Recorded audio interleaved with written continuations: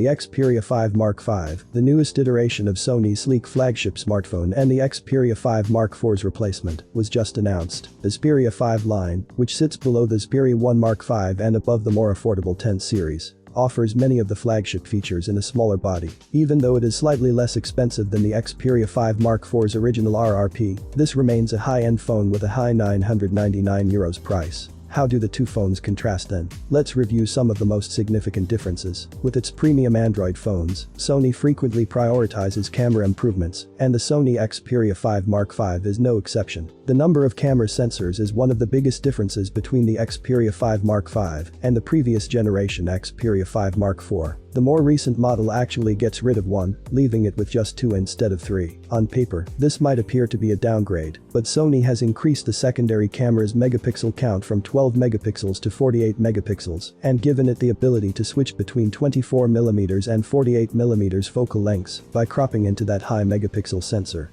When we put our review units through their paces, we'll have to see how this plays out in real life. Like the Xperia 5 Mark IV, the main camera is still 12 megapixels and can record video at 120 frames per second. The Xperia 5 Mark V has a few upgraded camera-related software features that aren't present on the Xperia 5 Mark IV. To start, here are 6 original looks that can be added to photos as they are being taken. These surpass conventional filters and shouldn't have an impact on detail. A new app called Video Creator can also automatically create short videos by combining different clips, adding music on top, and doing other things. Additionally, it supports footage up to 4K 120 FPS and can be used to create the inventive looks mentioned above. According to Sony, the bokeh mode has also been improved, giving pictures a much more realistic background blur. The Sony Xperia 5 Mark V introduces a faster internal chipset, upgrading from the Snapdragon 8 Gen 1 to the newer, faster, and, in our tests, more dependable 8 Gen 2. This is arguably the most predictable change. If you already purchased an Xperia 5 Mark IV, this isn't a reason to upgrade, but it is helpful to know if you're torn between the two. The remaining specifications are largely the same. Each phone has a 5000 mAh battery, 8 GB of RAM, and 128 GB of storage. Expect a 6.1-inch OLED panel with a 21:9 aspect ratio and in Full HD Plus resolution, since the display appears to be identical. The Xperia 5 Mark V might be right for you if you stream a lot of Netflix content on your phone without using headphones.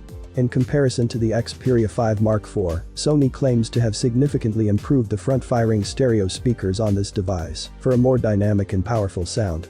There are a few visual differences between the Xperia 5 Mark V and its predecessor. For starters, the newer model is thicker and slightly heavier, 172 grams as opposed to 183 grams. The absence of a third sensor on the back also alters the appearance of the camera housing. The color of the phone has been pushed over the camera bump by Sony to give it a more uniform appearance. There is a new blue color that appears to take the place of the Xperia 5 Mark IV's green option. During a briefing prior to launch, we were shown some pictures of the blue model, and it does have a very tasteful color. Both smartphones have an IP65 and 68 rating, but the Gorilla Glass Victus 2 glass used in the Xperia 5 Mark V should make it a little more durable. The Gorilla Glass Victus was still in use on the Xperia 5 Mark IV. I hope you like this short comparison. If you have any questions, I will expect them in the comments. Have a nice day and God bless you.